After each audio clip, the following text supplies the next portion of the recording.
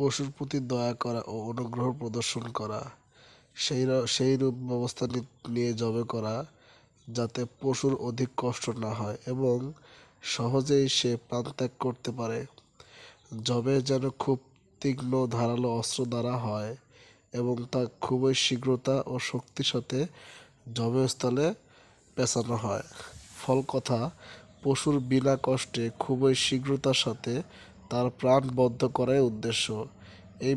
এ বিষয়ে দয়ার নবী করিম সাল্লাল্লাহু আলাইহি সাল্লাম বলেন, অবশ্যই আল্লাহ প্রত্যেক বস্তুর উপর অনুগ্রহ লিপিবদ্ধ জরুরি করেছেন।